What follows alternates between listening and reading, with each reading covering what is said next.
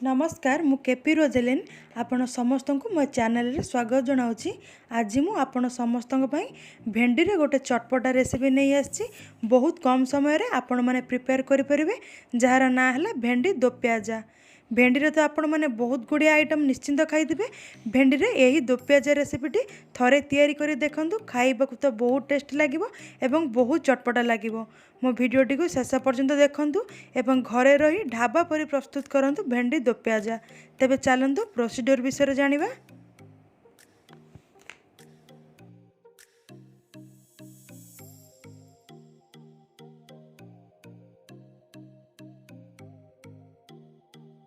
देखंतु भेंडी दोप्याजा बनैया यह हूँ सब आवश्यक सामग्री। मुझे 250 ग्राम भेंडी को एमती तेरछा करी काटी। आपन चाहिए भी सीधा करी काटी परिबे। ठीक गोटे पियाज को पाखुड़ा पाखुड़ा करी काटी एवं दुईटी कंचा लंका नहीं। गोटे टमाटर तार मंजी बाहर करी काटी नहीं एवं फाळे कागज लेंबू नहीं। गोटे पियाज को फाइनल चॉप करी नहीं। गोटे टमाटो को फाइनल चॉप करी नहीं। रिफाइन ऑयल नहीं। अदा रसुण छेचा नहीं एवं किसी कटा रसुण नहीं। लुण हलदी एवं सब मसला गुंड नहीं। गरम मसला, लंका पाउडर, जीरा पाउडर, धनिया पाउडर, आमचूर पाउडर एवं एठे किसी कला जीरा नहीं आ मैगी मसला नहीं। तेबे चलंतु प्रस्तुत करवा भेंडी दोप्याजा। देखंतु एबे मु नेइथिबा भेंडी रे जस्ट टिके लुण छिंची देबी एवं फाळे कागज लेंबूर रस चिपुड़ी देबी।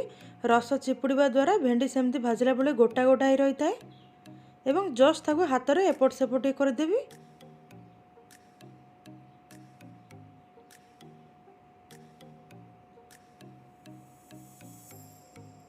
पैन ले मुझे तेल किसी नहीं गली। तेल को गरम होगा छाड़देवी। तेल गरम हो गले मुझे काटी रखी भेंडी को तो पैन ले देदेवी।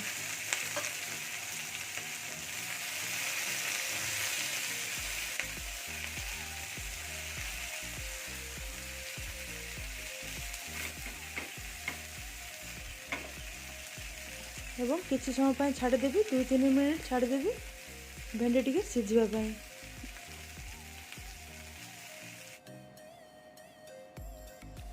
2 मिनट कवर कर देथिली। देखंतु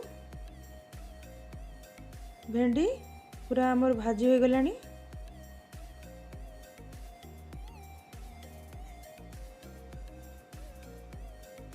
देखंतु एबे मु गैस रो फ्लेम को पूरा लो कर देबी। भेंडी पूरा भजा हो गलानी। एबे मु गोटे प्लेट को खोली देबी। भेंडी से भली एबे मु पैन ले तेल गरम करी काटी रखी था जो पाखुड़ा पियाज को एबे पैन ले दे देबी।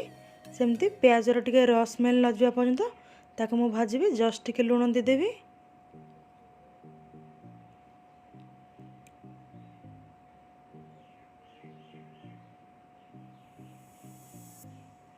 देखंतु प्याज एबे पूरा हो गलानी। एबे मो प्याज को सब बाहर कर नेबी बाहर को। देखंतु भेंडी प्याज रेडी हो गला। सेही परि भाबे मोटी जो टमाटो को नहीं थिली टमाटो को भी भाजी नेबी टिके तार रस स्मेल न जावा पर्यंत। एवं एटी पैन ले तेल दे देली। तेल गरम करी कला जीरा दे देली एवं गोटे सुखिला लंका दे देली। आगुर जो काटी रखते पियाज मुझे देके भलसे भाजी नेबी। पियाज जे पर्यंत गोल्डन ब्राउन कलर न होई से पर्यंत मु पियाज को भाजीबी। एमती 1-2 मिनट पियाज को भाजी नेबी। बहुत बढ़िया स्मेल आछि कला जीरार। देखंतु 2 मिनट भाजिया पर पियाज टी गोल्डन ब्राउन कलर हो जाइछि। मोटी आगुर जो अदा रसुण छेचा नहीं एबे कटा रसुण दे देबी टिके भाजी नेबी। एबे रसुण आ अदार छेचा दे देबी। ताकि भी भलसे कषि नेबी जे पर्यंत अदा और रसुण कंचा स्मेल न जाइछि से पर्यंत 2 मिनट कषि नेबी।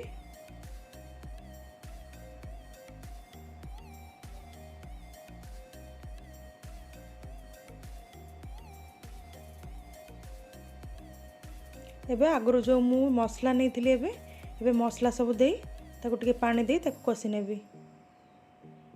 गुंड मसला जो नहीं थी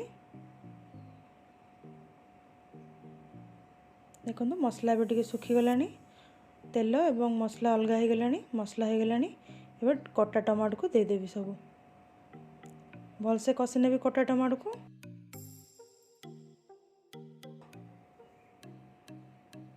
एवं ताको 2 मिनट कवर अप कर देबी। 2 मिनट गला परे मोटी कवर खोलिली देखो मसला पूरा बढ़िया से हो गलानी।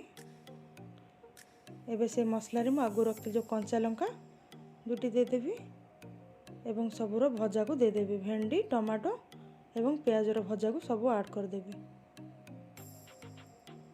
भेंडी तो ऑलरेडी सिझी जाइए, मु एमती धीरे धीरे ताकू पूरा मसला सहित मिसई नेबी नले भेंडी खोली जीवो। देखो 2 मिनट गला पर जस्ट के कागज मोर रस दे देली ताकू एमती एपट सेपट करी। मैगे मसला एबे दे देबी। एठे भेंडी पूरा हो गलानी। मु बास 1 मिनट कवर अप कर दे ताकू ठंडा करी नेबे। 1 मिनट गला पर देखंतु मु एठी गरम गरम सर्व कर नेली भेंडी दो प्याजा। आपण भेंडी रो यही रेसिपीटी सियोर घरे तैयारी करी खांतु। देखिबे जे माने भेंडी को पसंद करू नथिबे यही भेंडी दो प्याजा रेसिपीटी खाइला पर सेमानकर भेंडी पूरा फेवरेट हो जिवो। एवं जे माने वेजिटेरियन होइथिबे सेमानकु बहुत भी भलो लागिवो। एहा को आपण रोटी भात उभय रे कंफर्टेबली खाइ परिबे। जदि आजिर मोर यही भेंडी रो यूनिक दो प्याजा रेसिपीटी आपण मानकु भलो लागि थाए ताहले मो चैनल को सब्सक्राइब कर दियंतु, लाइक कर दियंतु, कमेंट्स कर दियंतु, शेयर मध्य कर दियंतु। पुणी आसीबी आउ एक नुआ रेसिपी नहीं। रहूची नमस्कार।